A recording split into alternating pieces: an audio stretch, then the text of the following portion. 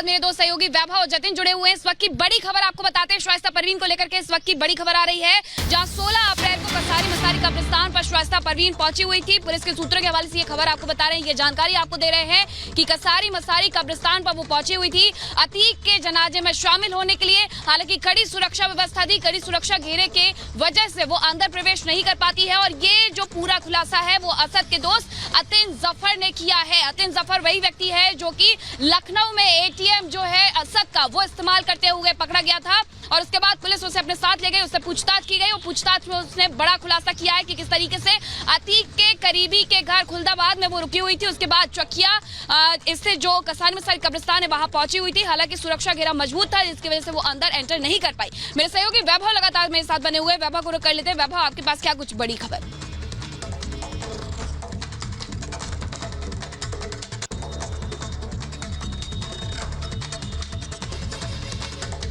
बिल्कुल, और मीनाक्षी, जिस तरह से लगातार ये खुलासे हो रहे हैं, उन खुलासों के बीच जतिन बिल्कुल अब लगातार ये जो तस्वीरें सामने आ रही हैं, इन खुलासों के बीच जतिन ये समझा जा सकता है कि कहीं ना कहीं से शाइस्ता परवीन को लेकर पुलिस को जिस लीड की तलाश है वो लीड बहुत जल्द पुलिस के पास होगी। जतिन,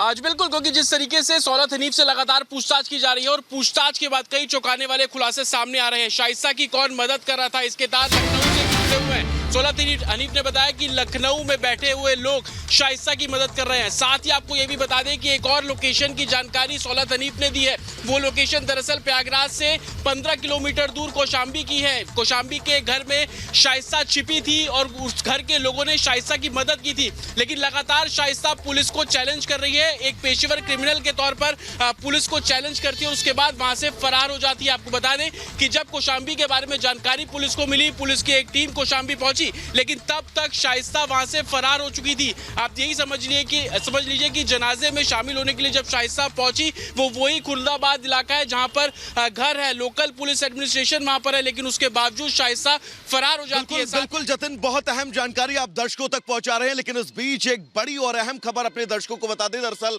सौलत हनीफ से लगातार पूछताछ की जा रही है और इस पूछताछ में कई अहम खुलासे हो रहे हैं और इन खुलासों में अब उन तमाम फाइनेंसरों का नाम भी जो है वो सौलत हनीफ बता रहा है जो अतीक अहमद को मदद करते थे। साथ ही कैसे अतीक अहमद के तमाम गुर्गों को शरण दी जाती थी, जिसको लेकर लखनऊ के एक शख्स का नाम भी सौलत हनीफ ने बताया है। और अब एसआईटी की एक टीम जो है वो लखनऊ के लिए रवाना हुई है। साथ ही प्रयागराज में, नैनी और नवाबगंज में भी लगातार छापेमारी जो है वो की जा रही है। यानी कि सौलत हनीफ अब लगातार उन तमाम राजों को उगल रहा है जिनके जरिए अब लगातार लीड ली जा रही है।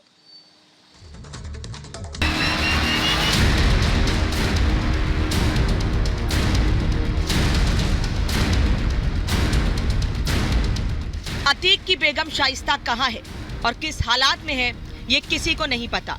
लेकिन पूरे मामले में अब नए खुलासे के बाद एक बात तो साफ है कि शाइस्ता आसपास ही है और वो बार बार पुलिस को चकमा दे रही है।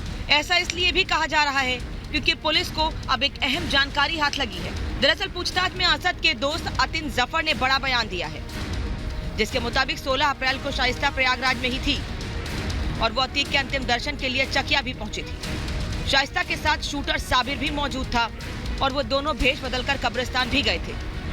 लेकिन पुलिस का कड़ा पहरा होने के चलते वे अतीक की कब्र तक नहीं पहुंच सके।